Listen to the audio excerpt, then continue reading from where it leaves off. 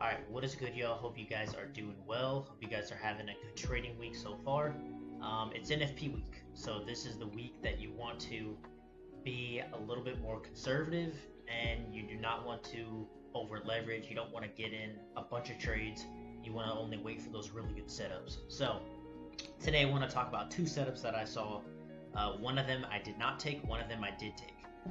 So the first one here is on NAS 100 on the 5-minute time frame.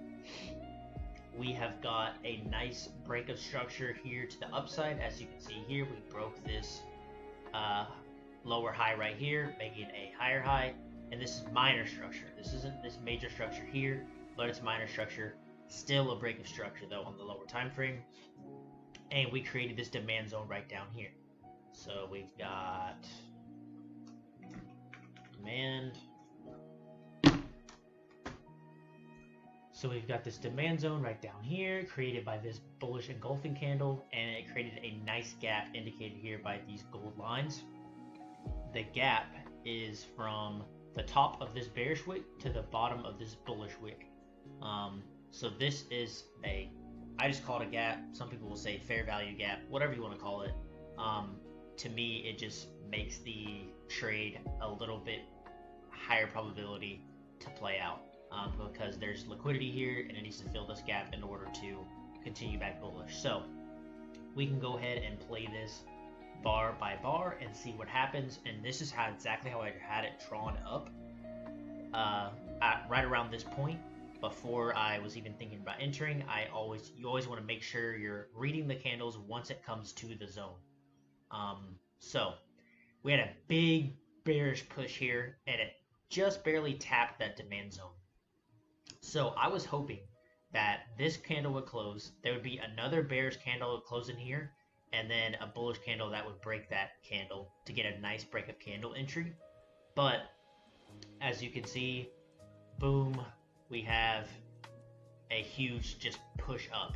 So it didn't even let me get a chance to get in, or didn't even give me a chance to get in, so I did not take this trade. If you did get in aggressive on this trade, it would have been a beautiful entry. You would have had like no drawdown, and it just would have flown, and then boom, immediately hit TP, literally immediately. So that was a really good trade, but to me, it was risky with that huge bearish momentum. I was like, it was before market open too, so you never really know. This could have just broken the demand zone. If you would have got in aggressive, it could have rejected right here, you could have got in, and then boom, the next candle could have just tanked. So for me, I did not get in there, but it would have been a really beautiful aggressive entry if I did. So now let's get into the entry that I did take, the trade that I did take, and this was on GU. So we have a nice bullish push up here, starting to trade above the 200 moving average, breaking some structure here, and we have a hard push down. But it does not make a lower low here. It does not go lower than this point. So price stops right here and starts coming back up. We have a nice bullish impulse here that's breaking this structure right here. I would have rather had a candle close above this structure. Oh my gosh, can I not grab this? There we go. Got lines on the street.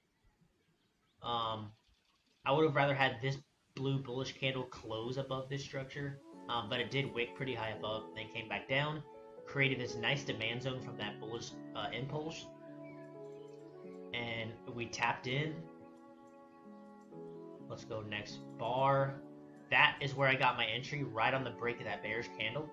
So once this candle closed, it pushed bearish first, and then started pushing bullish, and then immediately I got in right at the break of candle.